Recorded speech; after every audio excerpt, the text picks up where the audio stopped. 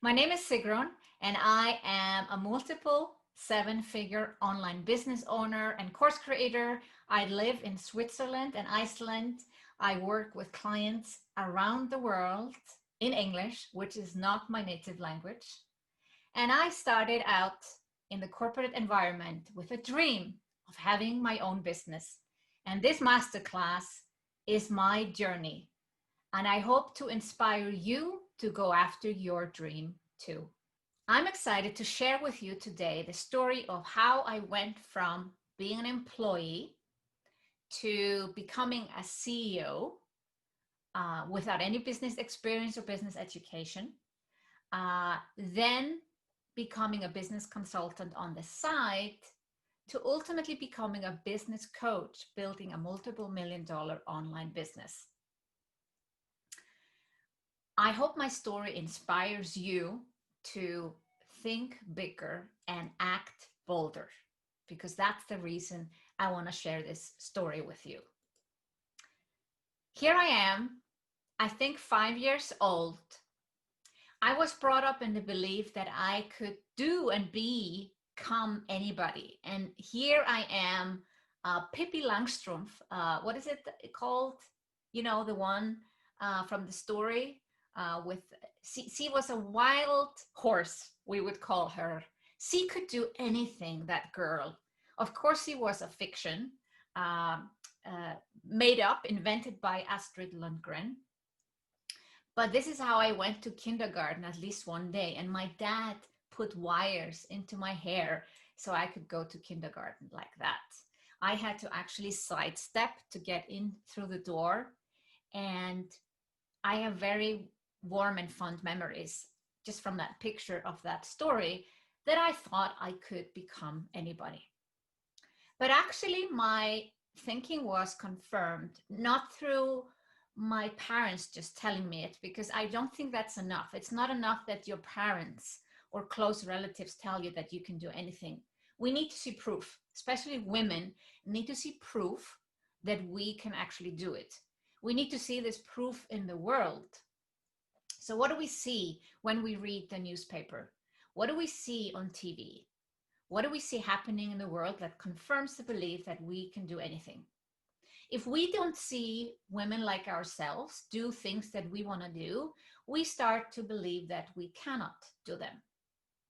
A recent research by no other than Mattel for Barbie. Yes, sounds very weird, but Barbie has a project, Close the Dream Gap. According to them and their reports and other scientific studies into this subject, 5-year-old girls no longer believe that they can become anything. I am 5 years old in this picture, and I still believed I could do and become anybody.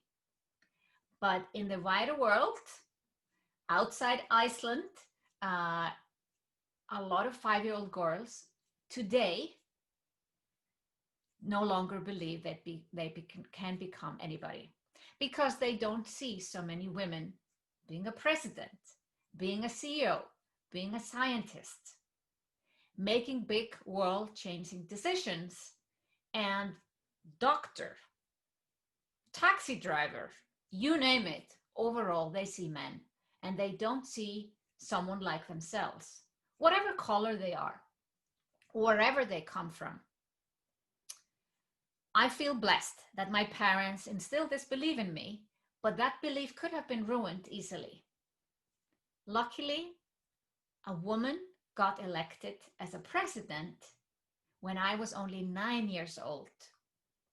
And when I saw a woman become a president of Iceland at the age of 9, I got a confirmation that a woman can do anything. Not just a woman got elected. She was a single mother. She had adopted her daughter. Her daughter was 1 year younger than me. And I saw this woman as my role model. She's still my role model today. She's still alive. She's 80 something. And she truly confirmed to me that I could do anything. She did not have a political background. She came from the softer skills of language and theater and became a president of a country. Now, a president in Iceland is not as powerful as a prime minister, so they don't really, run the country. But it's a symbolic position and a very powerful in that way in terms of having world impact and being a role model for others that come after you. So as I'm growing up in Iceland, from the age of 5, then going to 9, seeing a female president, I get confirmation that women can do anything. And I take that confirmation. I, of course, see examples of many other areas where women are not well enough represented, for instance, as CEOs. But for some reason, I decided to ignore that fact, at least for a while. Seeing the president was enough for me to say, yeah, if she can do it, I can do it. And I think that's important for the women watching. You get to pick and choose. It might be enough for you to just see 1 or 2 or 3 role models, and then you say, tick in the box, if she can do it, I can do it. And I decided to make this my belief. When I was 16 years old, I met other women that did not share this belief, and this could have destroyed my belief. But luckily, I was already 16, and I had long enough time, and I had looked specifically for role models during those 16 years of my lifetime to not have their belief ruin my belief. When you are surrounded with people that do not share your values, they might influence you. I don't want to call it brainwashing, but you could go as far as calling it that. When you have people that don't share your belief, actually they might overturn your beliefs. For instance, if they don't believe in themselves, you start to not believe in yourself. So it is really important that you look for those people that do also share the same values and beliefs about themselves. And I'm not here talking about political beliefs. I'm talking really about a belief in yourself. When I was 16 years old, I've shared this story many times with my audience, but I want to share it with you. When I was 16 years old, I did a sewing course. I was already making my clothes for 4 years. And at this point, I wanted to learn how to make patterns from scratch. If I would see something beautiful, that I could make a pattern. And so this was the 8-week course at a dressmaker's home. And they were all in their 40s and the 50s, and I was 16 years old. So obviously we didn't have a lot to comment to talk about. And they just went on and on about all the things they had not realized, all the dreams they had that they had not made happen, that they had not made a reality. And I got extremely frustrated over this period of 8 weeks, not with the women themselves, but with society to allow them to think this way about themselves. Of course, at the end of the day, you are responsible for your happiness, not me, not someone else, not someone who is talking even badly about it. It's just you. You are responsible for your happiness. But society can make things worse or better.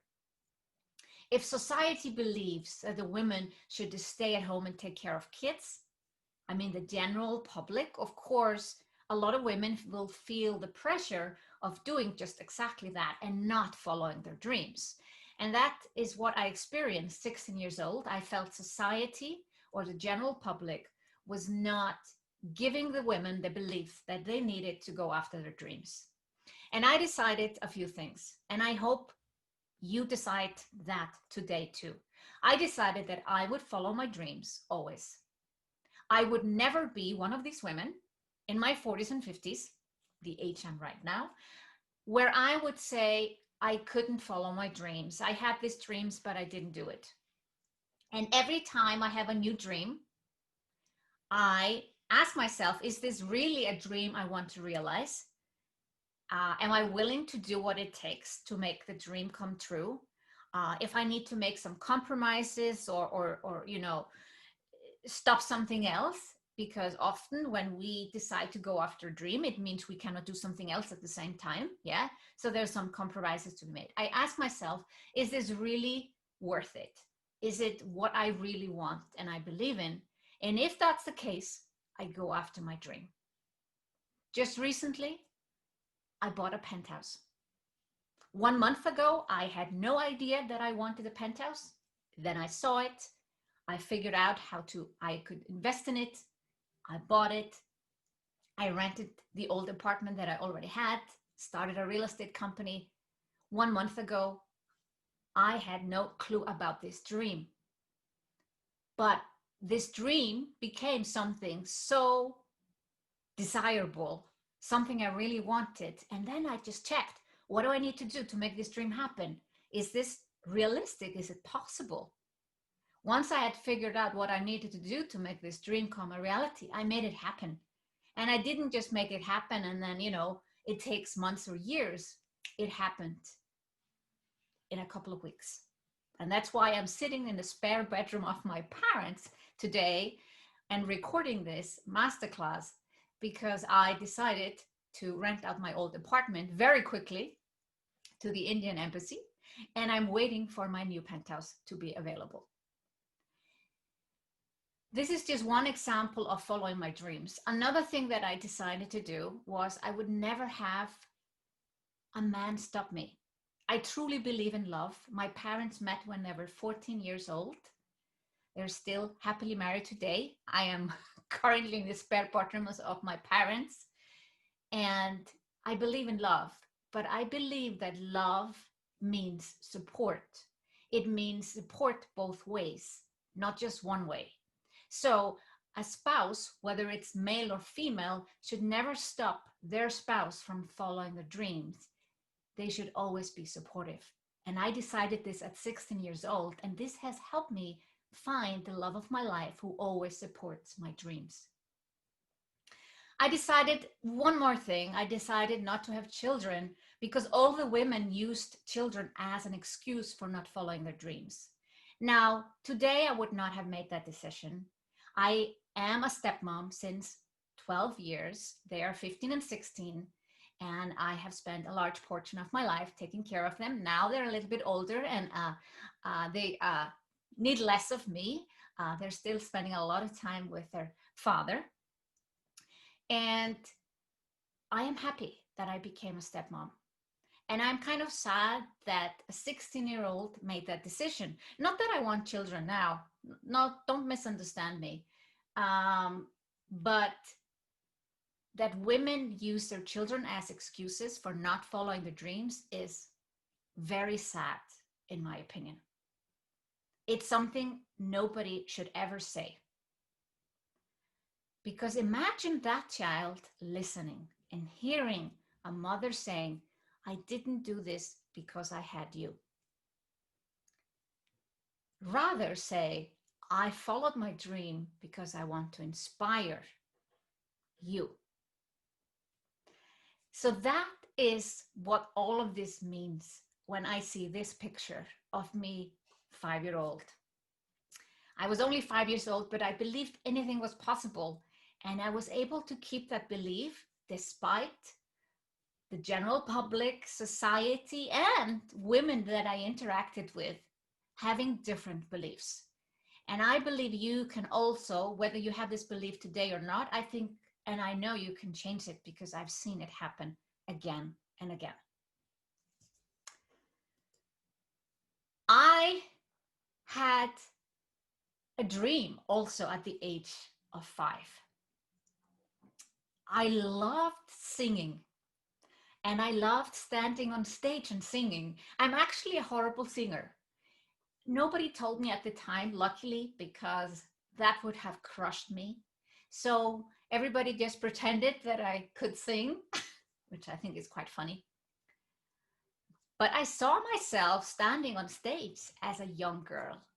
And I forgot that dream or vision until recently. I'm not going to sing. I'm not going to sing on stage for you. But this feeling of, being on stage and inspiring people was already ingrained in me at a young age, but I didn't do anything with it. So don't think of me. I was not the person that would speak up first in class. I was not the one who would, be in the oral competitions. I have no, desires to be in politics, and I am really not good at arguing, with people, like, just on my feet and constantly coming up with an answer. So none of that. Some dreams just die in their infancy or go to sleep. And this dream went to sleep. I was I would say, a regular student. Actually, I worked quite hard in school. And I would even say that some people that maybe met me in university would not have noticed me much. I think you can change as a person. If you see yourself as shy or introvert, don't use that as excuses either for not following your dreams or standing on stage or doing a masterclass like this one. I did not have any of these desires several years ago. I didn't know I had them. So anyone, when you know why you're here and what you want to do to change the world, going out there and standing in front of people becomes so easy. It is so easy for me to do this masterclass with you because I am truly passionate about my mission. I actually discovered my why through this experience, 16 years old. I couldn't formulate it, but my mission is to accelerate gender equality. And it's been my mission since I was 16 years old. Sometimes I've just talked about it. Sometimes I've done something about it. I've been active, whether it's been online or offline, but I didn't want to go into politics. I wanted to be a role model, just like that president when I was 9 years old. He was a president for 16 years, by the way, one of our best presidents of Iceland. And I basically decided to do something about gender equality. I didn't know exactly what, but later on I realized by just doing what I want to do, by following my dreams, I am actually accelerating gender equality. Once I started my own business, I decided it would be about accelerating gender equality through female entrepreneurship. Why? It is not enough to see female CEOs and female doctors and female taxi drivers and whoever you need to see to do what you want to do. Women need to make money. I'll just put it straight out there. Women need to make more money. The reason the world is the way it is, it's because women have less money than men. In order to move things, to change things, to impact things, and really, literally, really change the world, you need money. Of course, you can't be an activist and somebody can support you. We have seen wonderful examples of very young women who are impacting the whole world. But these are unicorns. If we want, as individuals, as women, to change the world, we need to have the funds to do so. And so my mission is to accelerate gender equality through female entrepreneurship, because I think one of the best ways for women to make money is to work for themselves and do it from their own passion. Basically, turn your passion into profits, live from your passion, because that's the best way to live your life. But everyone starts from zero. So here I am, somewhere in my first year. I think this is July 2014, my first year of online business. I have borrowed video lights from my photographer. I have put my laptop onto 2 art books. I think you can read maybe small letters, Picasso and Salvador Dali. And yeah, there's stuff flying around on my table. And I love seeing this picture. It reminds me again and again that we all start at zero. you see these people that have achieved amazing success and are making multiple $1 million, and you wonder how they did it. And I just want to remind you, they start at zero. They all start at zero, and I started at zero. And you need to be willing to do what it takes to get to where you were to go. So, and that's what we want to talk about. It all started when I got sick. I got sick. Now it's about 10 years ago I got sick. I had a job at a medical technology company. I had been a successful CEO in Iceland. I had moved to Switzerland to follow my love that I met in London. And I got sick. And I got so sick that I couldn't work for 7 months. I had pain in my neck from working too long hours at the computer. And I had so much headache, and there was pinching ear pain. And, I felt like heavy in my whole face. Basically, my body was just couldn't take it anymore. It was too much. Working at the computer with bad setup, table too high, chair too low, not the right setup for someone who is not so tall. I'm not so tall. Most furniture, office furniture, is made for people at a certain height. And sometimes the tables can't be lowered, or chairs cannot be made high enough. And people like myself have to work like this all the time. And through that, even if I just do it now, I can feel the pain. Still today, 10 years ago. And so I was there. I couldn't work for 7 months. And when you are at a certain age, or even just getting sick for 7 months, you start to think, is this what I want? Do I want to change my life? Or do I just want to try to get back and go back to the office? And I realized very quickly that this was serious. Even the doctors, some of the doctors said, oh, you'll stay home for 6 weeks and go back to work. And I said, no, I definitely knew. And this is where we have to trust ourselves. I'm not a huge woo-woo person or anything like that, but I knew this was serious. And I was confirmed, but it took 3 months and multiple doctors to have a confirmation from one of the leading rheumatologists in Zurich, Switzerland, to confirm with me that I should not go back to work until I had healed. He did not know exactly how to help me. We tried lots of different things, and gradually I got better. Lots of different massages and stretches and fitness and walks in the woods and who knows what. And gradually it got better. And it comes down, to make it simple, to posture, really. I always had posture issues before.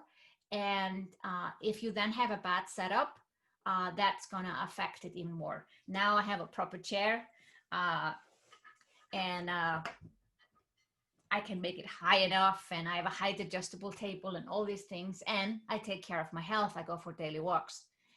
But this period made me think, and I think many of us, those, I see it in my audience, those who start an online business have often gone through some life-changing experience. It could be a divorce, sickness, having children, and they realize that the world, the corporate world, is not made for flexible working hours.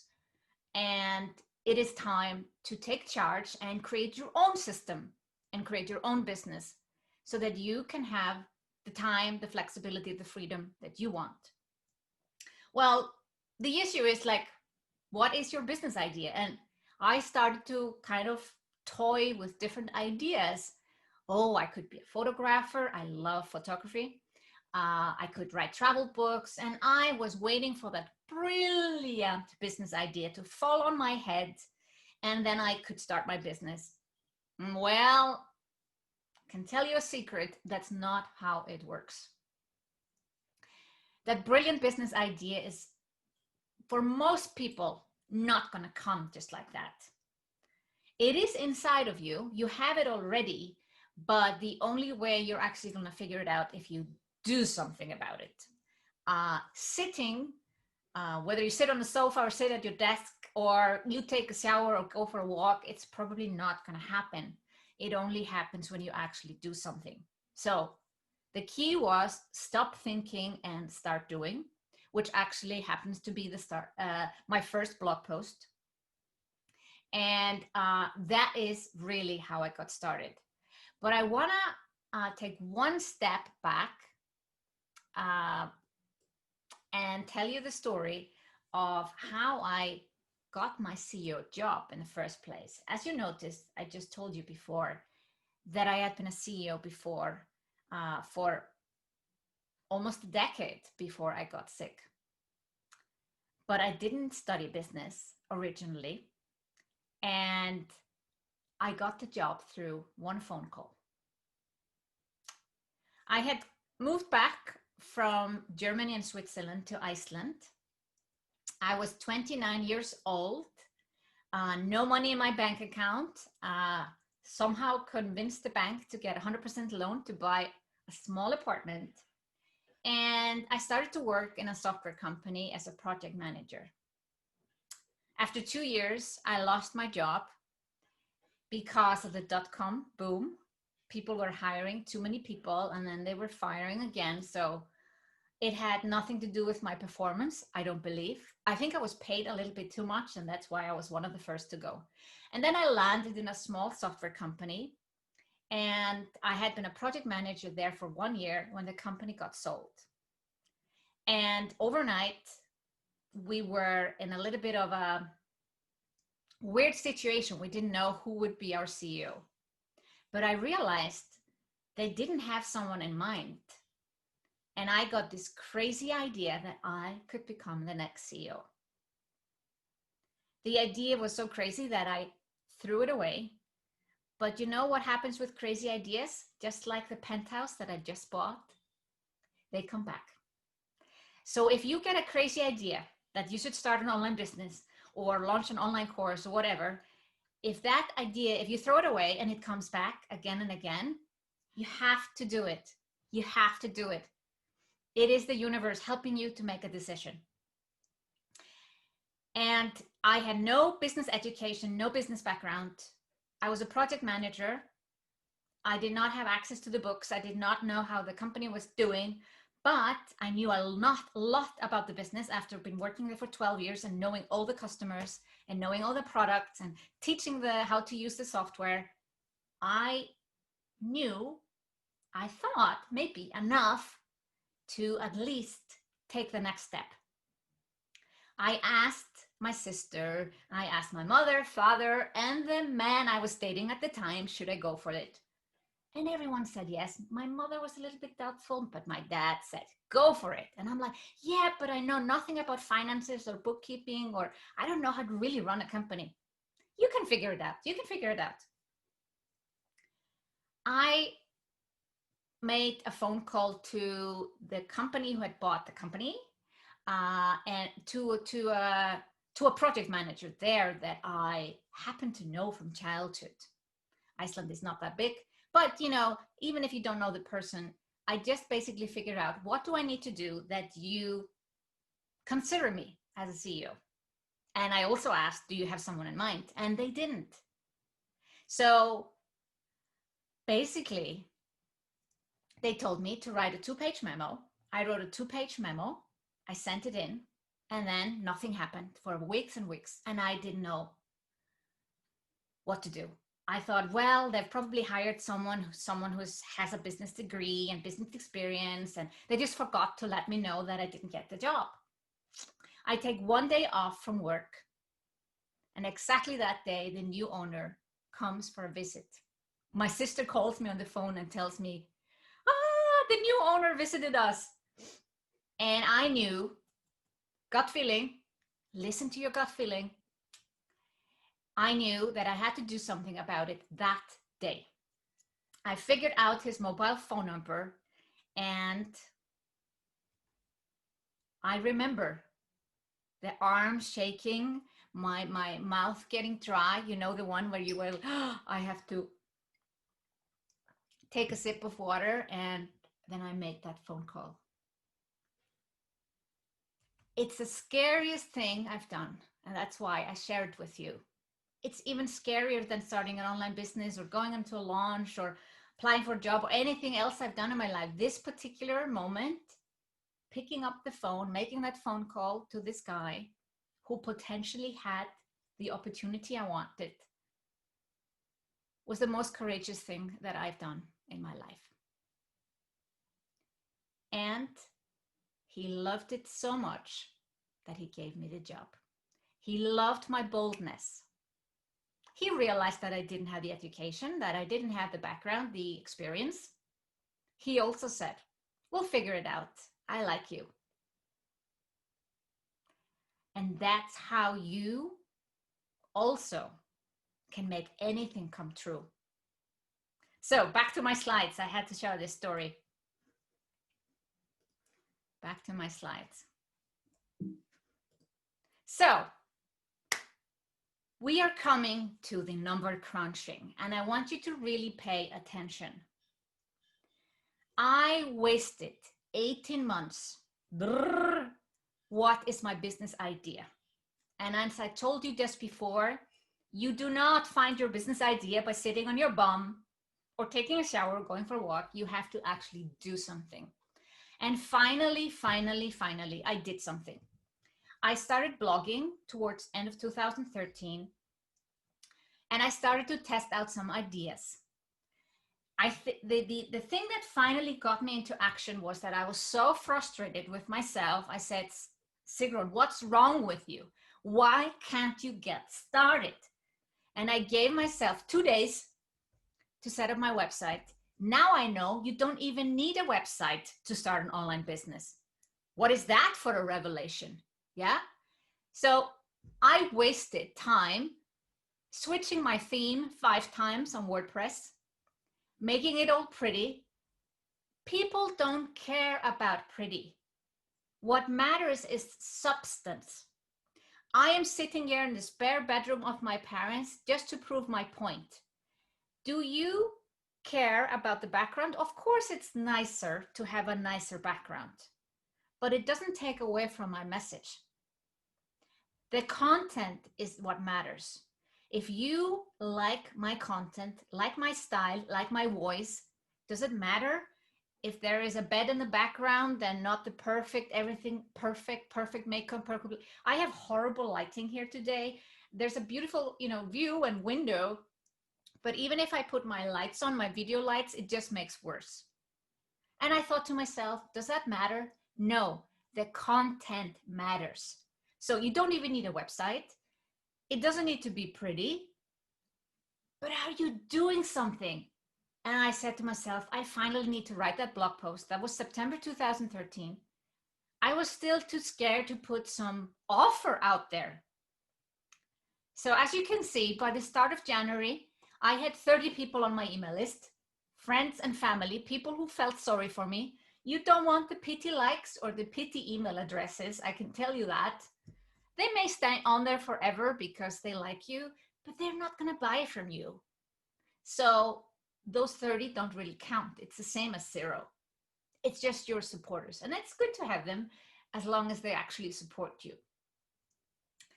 I started by creating a freebie. I thought I had learned that you need a freebie. You need a freebie. I was doing the blog posts, and then I thought, oh, my next step is freebie. I wish I would have known what I know today, or even after my first year. But okay, I went ahead and created a freebie. I had my Facebook page for several years for different reasons, more of a personal Facebook page, not profile page. And so I had photographies on there, and I had to kind of change the theme more into business coaching. Yes, I finally figured out that I should be a business coach. Now, this may be very obvious to you if someone has been a CEO for 10 years successfully, done turnarounds and mergers and acquisitions and all that stuff, that they should be a business coach. I didn't see it. I did not realize this. If you have read the book Alchemist, it is about a young man looking for a treasure. And he goes looking for the treasure all over the world. And what happens? he comes back to his home. Where is the treasure? In his backyard. And that's often what we do. We self-sabotage in wonderful ways, in horrible ways, really, and think that our business idea is something out there. But actually, it's inside of you, and you already have it. You already got it. You just need to pull it out. And you may need some help. It is very hard to do this on your own. I created a freebie, How to Grow Organic Reach on Facebook, just to realize it was completely the wrong freebie. First of all, I shouldn't have started to blog and do a freebie. I'll come to that later. I created a freebie on a topic I did not want to be known for. Another mistake. We have 3 mistakes already.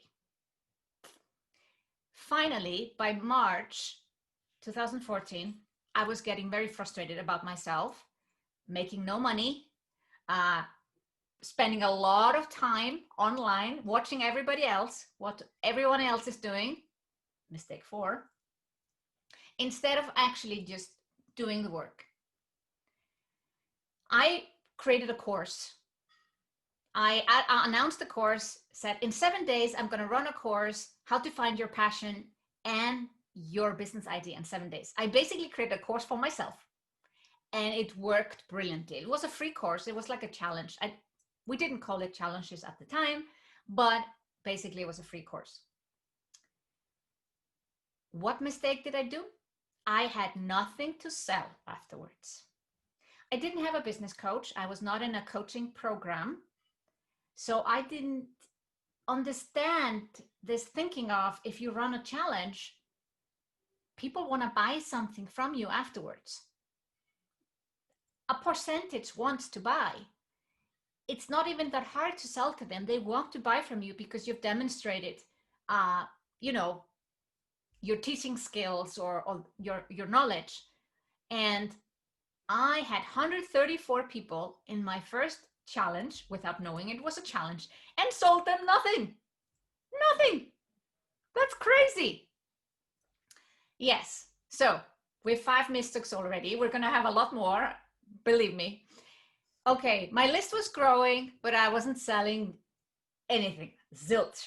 I put a button on my website, 1 hour business coaching, $180. Think about the time I wasted to decide the price. Oh, it was only because I had been working in this medical technology company before, and they had some invoices from engineers that they had outsourced to, and I saw that they were charging $180 an hour, and I thought, okay, I'll take that price. That was the only kind of, way I could decide this, because deciding a price when you do it for the first time is really like no idea. March 26, 2014, someone comes to my website and buys. How did they find me? I was very active in Facebook groups. That really, I would say probably my first year of business, Facebook groups and Facebook ads was the way that I attracted clients. But I spent a lot of time in these Facebook groups, and they were not mine. I was active. I was not selling. That's the key. You're not selling, you're giving, you're helping people. And it doesn't work as well as it did, I must say. You can sense when someone is in somebody else's Facebook group just to acquire clients. We are pretty quick at kicking those people out because, we don't want that. But I was able to be helpful without being salesy, and people would then click through. So make sure in your private profile, connect it to your business page. So you click on the business page, and then on the business page, you have your website connected, and this person had then found me and bought. So an absolute stranger, but I could kind of figure out where we had a common friend, and that's how I figured out that she had found me through Facebook group, Facebook profile, Facebook page, website. Make sure you have that in order. I got a website project that got me some revenue. The blue line is the revenue. So I was able to have some revenue in April, May, and June through a website project. I got a few $100s through selling my new course, How to Find Your Passion and Profitable Business Idea. But I must say, by mid 2014, I had not figured this online business thing out. I was really still an absolute beginner. And July was one of my worst months, $1,000 in revenue. And I got the brilliant idea to do weekly webinars. I had wanted to do my first webinar in February, but what happened, the day of my webinar, I had not advertised it very well. I think there were 17 people signed up in February 2014 for my very first webinar. I was quite nervous. Now it's like drinking water to me to do a masterclass like this one. The Google crashed. I was doing a webinar through Google, like Google Hangout. And this is the only day I remember in the last 7 years that Google crashed and everything crashed that day. I did not even know how to email the people who were supposed to come to the webinar. I got so shocked that I returned my webinar software. And only in July, I kind of got up the courage again. I said, I got to figure out this webinar thing. I got to figure it out. So I announced a webinar where I would teach people how to do Canva. And 60 something people signed up. I didn't even know how to do Facebook ads. That was amazing. Of course, I had built my list a bit. But yeah, I got like 67 people signed up for my very first webinar, how to use Canva. I didn't sell anything. I didn't know yet how to do that. I just did some teaching. I went on holiday and I thought, this is so great. I need to do this again. So I did the Canva webinar again 2 weeks later. And then I made the decision to do weekly webinars. And do you see the growth of my email list? Whoosh, almost logarithmic, huh? I gained so much. I learned how to do Facebook ads though. It was, you can't grow just organic. That's another mistake I see. The combination of organic, Facebook ads, mainly Facebook ads to be honest, and doing weekly webinars. Now, today I wouldn't do weekly webinars because at this time we didn't have Facebook Live and YouTube Live. So you can do a similar thing. Of course, people are not going to necessarily come on your email list to watch a Facebook Live, but it's easier to get people to watch a Facebook Live and YouTube Live and then ask them to join your email list. So email list was growing like crazy, but revenue, oh my God, I was still in, the lower ranges. The website project was still going on. I wasn't telling anyone about that. So it's okay to earn money on the side or even keep your job and start your business, which is similar to what I did. I didn't have a job. I had lost my job twice in 2 years. I'd been sick, so I was not going back to that.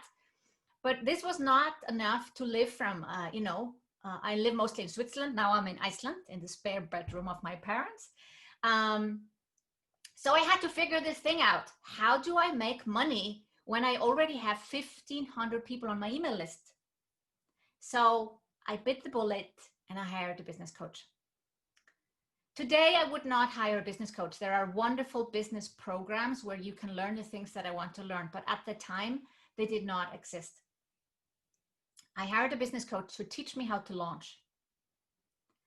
And she worked with me only 6 weeks. And when I transferred the money, it was a $5,000 investment. It was a lot of money.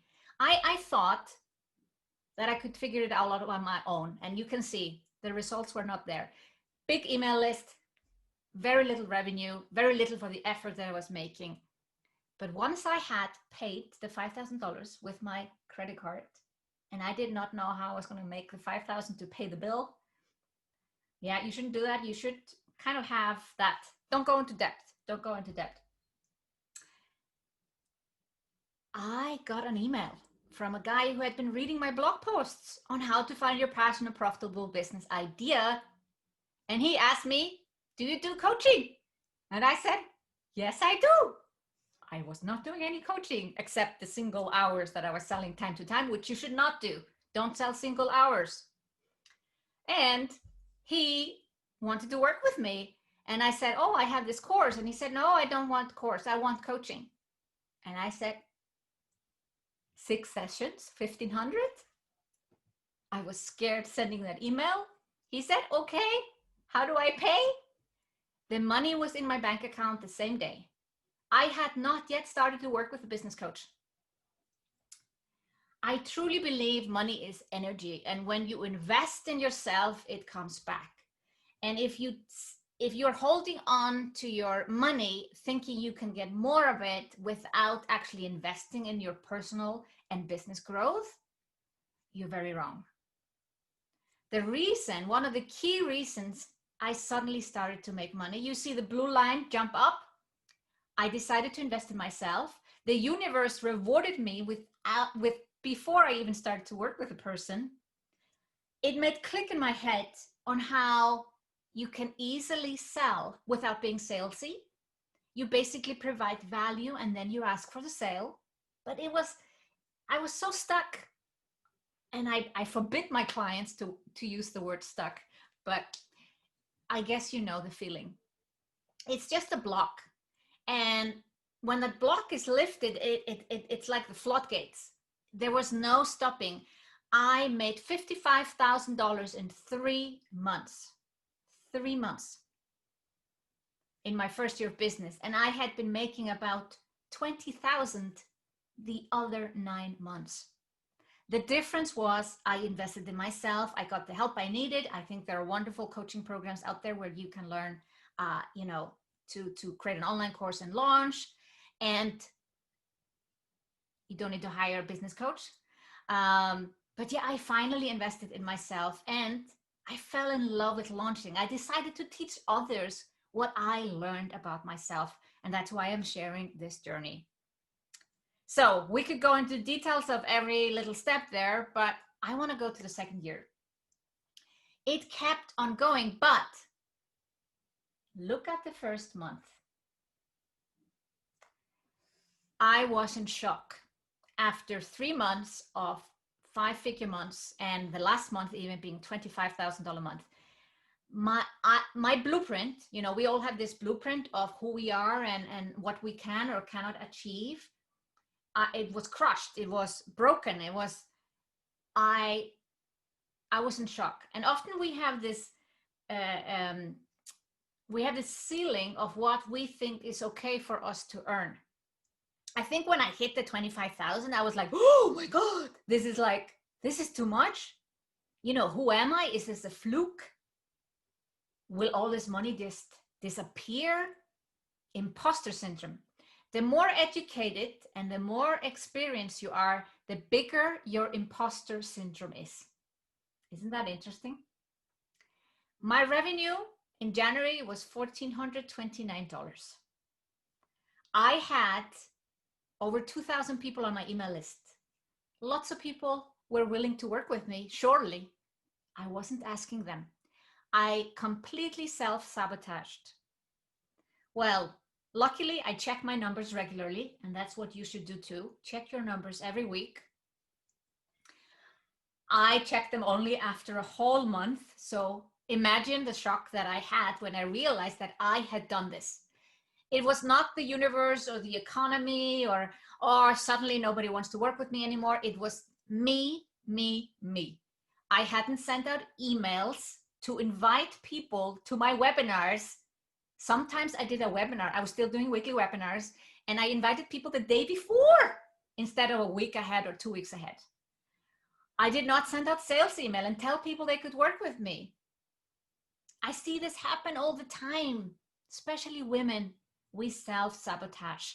If we feel the world is not ready for our brilliance or we don't deserve more, we just make it happen and we do it to ourselves. You cannot blame anyone else. You are responsible for your happiness. I figured out what was going on. I got the book from Denise Duffield Thomas. If you haven't heard about her, she is the money mentor for female entrepreneurs who are experiencing exactly this. I attended a live conference in London where she was speaking, but the book will do for now until it's safe to do any live events. And I was able to quickly get back on track. And in 2015 and the first few months, I was still just doing one-on-one. From September, October 2014 to the middle of July 2015, so pretty much almost a whole year, I was just doing one-on-one coaching, either 6 sessions or 12 sessions in 3 months. And then in July, I said, I want to scale this. Because I had been a CEO before, I knew the danger of building a business with limited resources. You need to think of how you can scale without necessarily adding people or out constantly adding more hours to your schedule. So I always had in the back of my mind to scale. I was not particularly worried about that in the first year. I think you need to build your foundation. And once you know your ideal client really well, you know what you're good at, you know what you enjoy doing, it is time to scale it up. And I launched my first 2 group programs in July 2015. I wanted to have one group of 6 people. I happened to sell 2 groups of 6 people. And so I had my first super successful group launch, and I was still signing up one-on-one clients. This happens also when you sell anything, online courses or group programs. At the same time, there are people who don't want what you're offering. So if you offer them afterwards, not at the same time, never offer 2 programs at the same time. Afterwards, you can tell them that you have something else in store for them. The revenue is going a little bit up and down. This is due to the fact when you launch. When you launch, it goes up when you launch. Like when you actually make an offer to your email list, people buy. If you're not making an offer, you're not necessarily making sales. This is the launch model.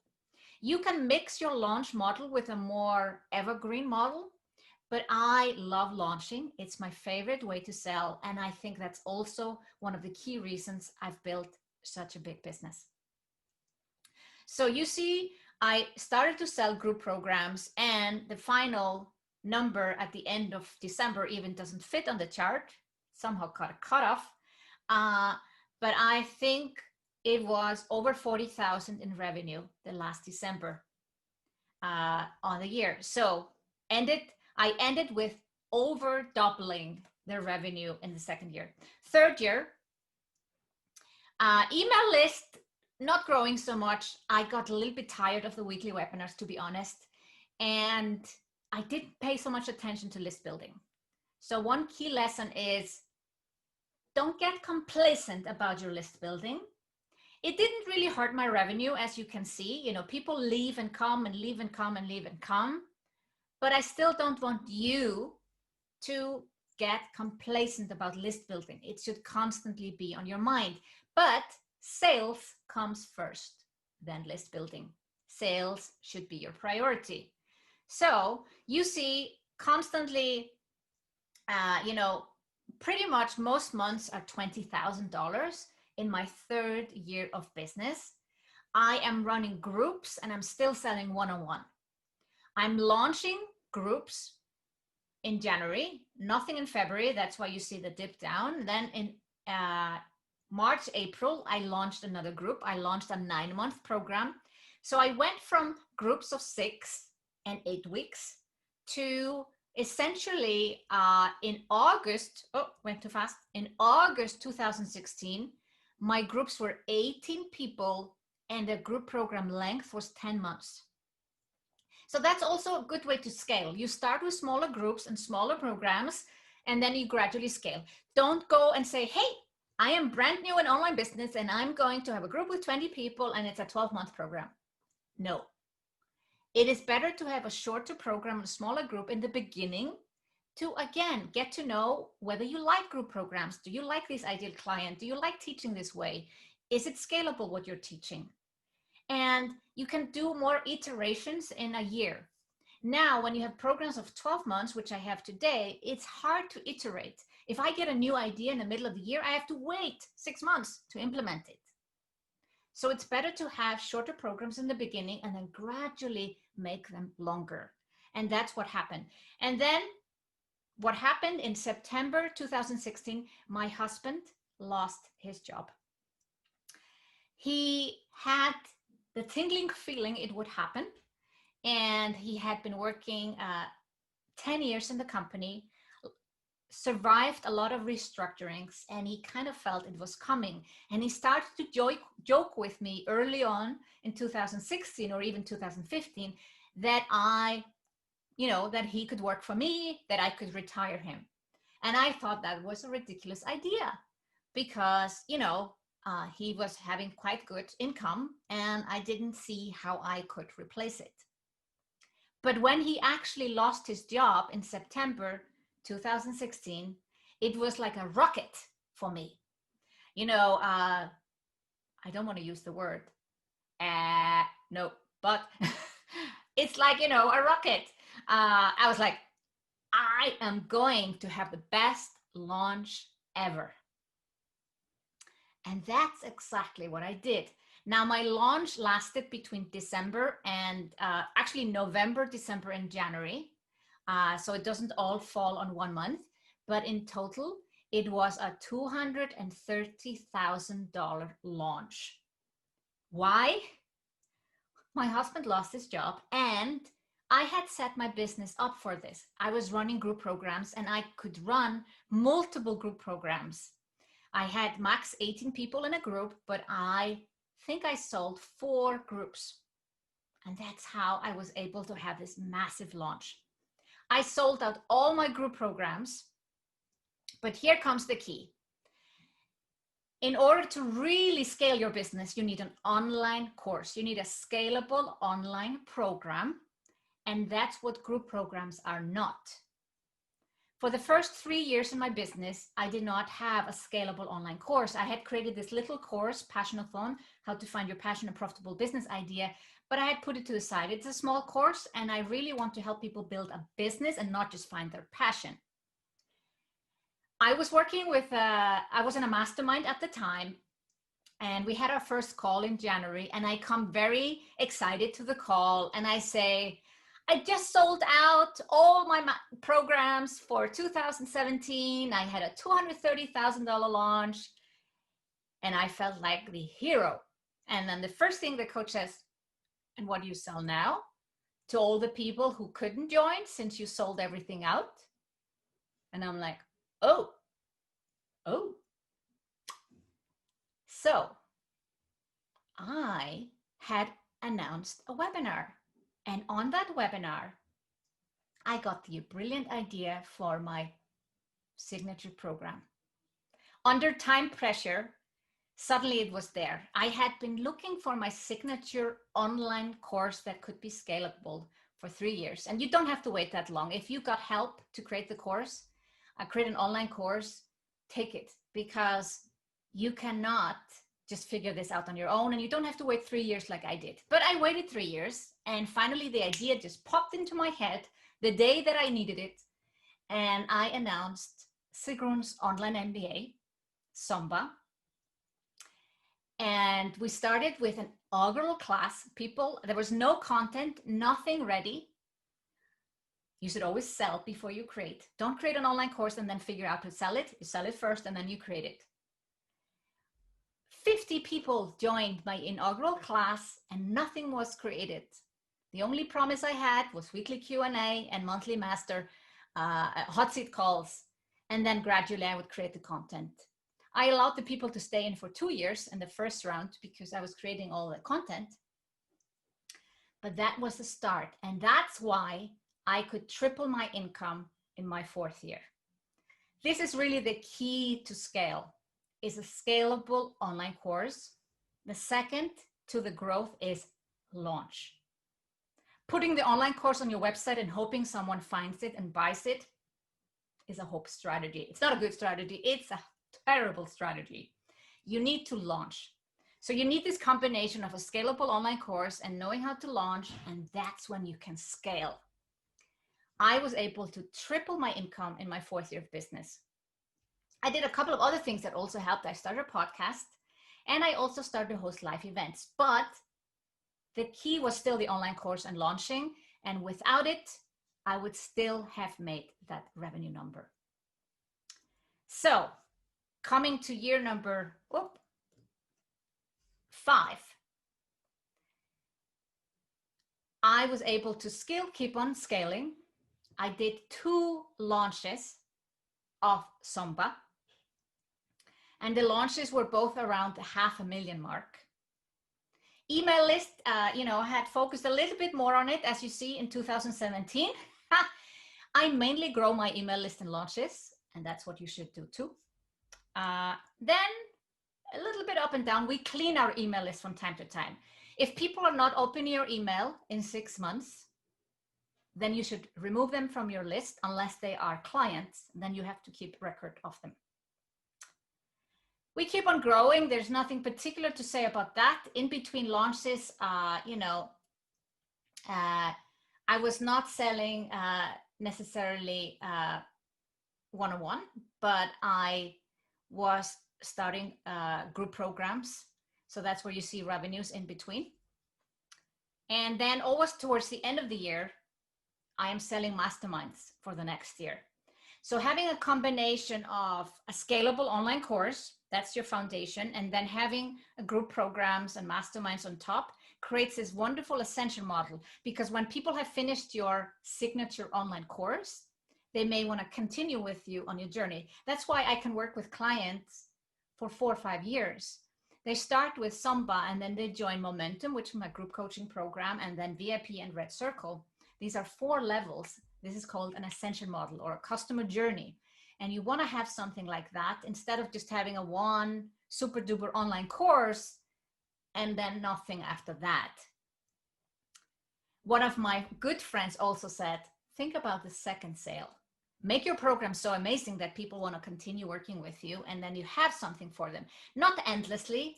I think, 5, 6, 7, 8 programs is not a good idea, but having a 3-step journey makes a lot of sense. I want to come to last year where we grew to 2.2 million. We did 3 Zomba launches. The reason we did 3 launches instead of 2, I think generally for a signature online program, 2 is better. We did 3 because we had some Facebook ad issues. Facebook ads is getting very tricky with anyone who wants to help you with health, sex, or money. So if I say, I can help you make money, the ads get shut off. So, but if you help someone create an online course or learn how to launch, that is much easier.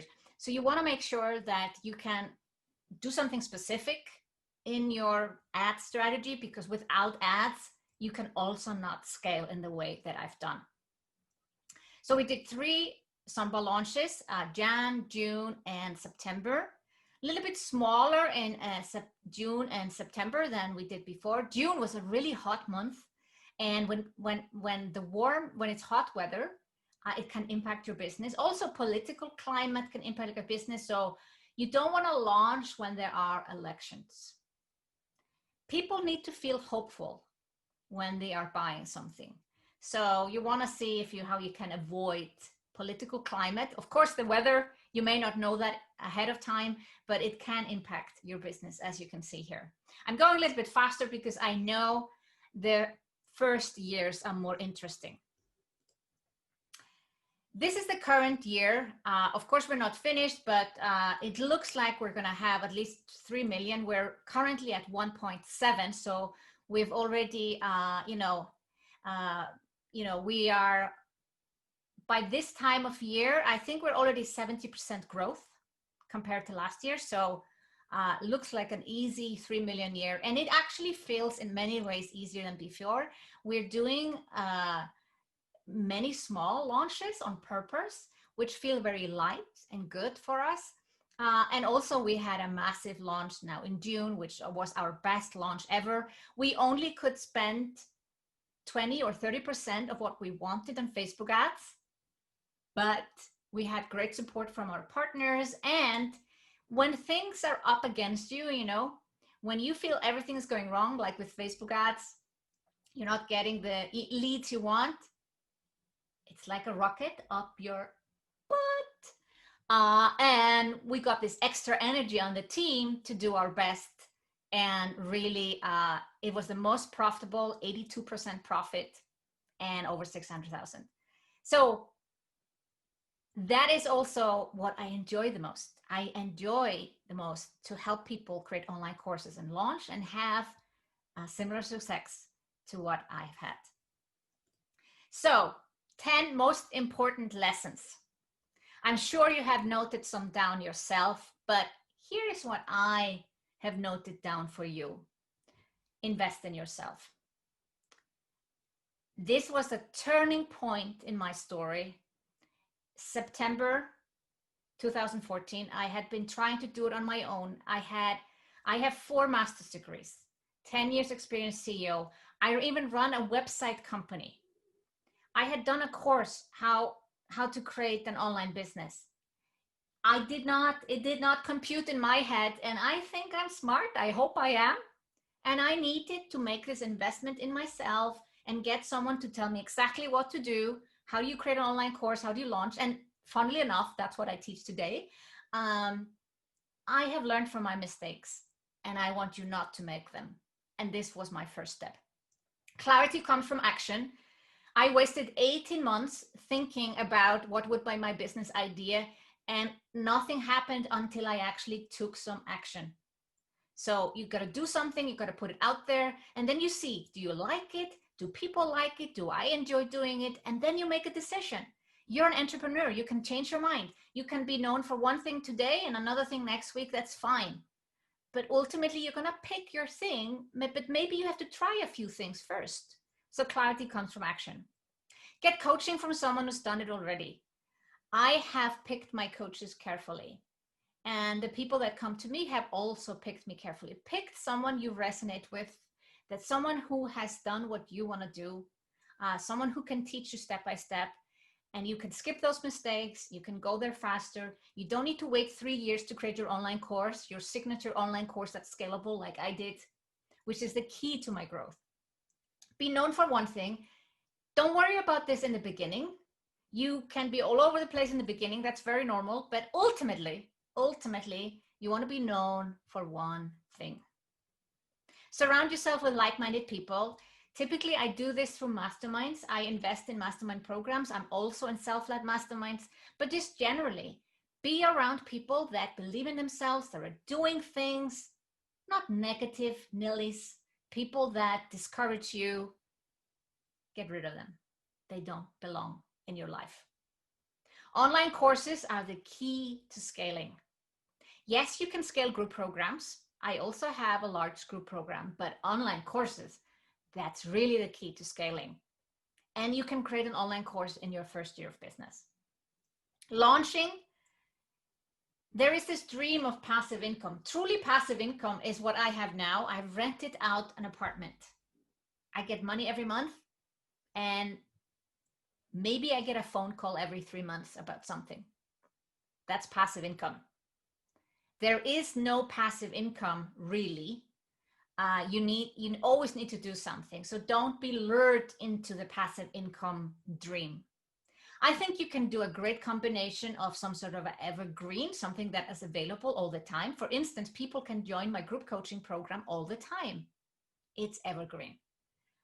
But we launch. Launching helps your brand building, your list building, and brings you a lot of amazing clients. Plus, people that are maybe not interested in the online course, but something else you're selling. It does a huge thing for people, letting people know that you exist. Build a team eventually. As soon as you can, hire a virtual assistant. And then once you have 1 or 2 virtual assistants, actually build a team. Team building and hiring virtual assistants are 2 separate things. You'll find this out when you grow your business. But ultimately, you want to build a team that helps you to figure out that actually you can do what you are best at. Have a mission bigger than yourself. If it's just about making money for yourself and your family, people will find out and they don't want to do business with you. People get aligned with your values and your mission. My mission is to accelerate gender equality through female entrepreneurship. My clients believe in this vision too. Whether it's their vision or not, they agree with it. Otherwise, it's not a match. But most important, it starts with you. You are responsible for your happiness, and you need to believe in yourself. And if you don't believe in yourself right now, surround yourself with people where you will get this belief. I love helping people make money. But ultimately, as a coach, what is most rewarding about my job is when I see someone get this belief in themselves.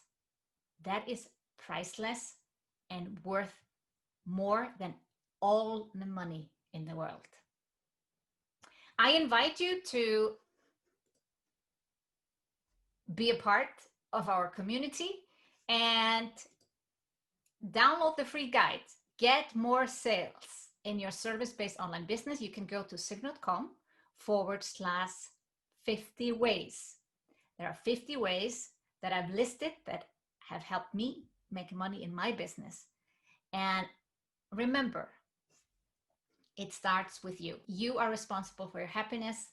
And I am happy to be doing this masterclass from the spare bedroom of my parents after renting out my apartment and buying a new apartment, because I got a new dream. I got a dream to start a second company. Because how are women going to create wealth for themselves? Not by just having one business. The business you have today or want to have today is the fuel for you to create other businesses. I am proud to hopefully be your inspiration for that too. And that's why I have now created my second business. And I'm sure there will be a third business as well. It's been my pleasure to be with you today, and I hope to have inspired you to go after your dreams.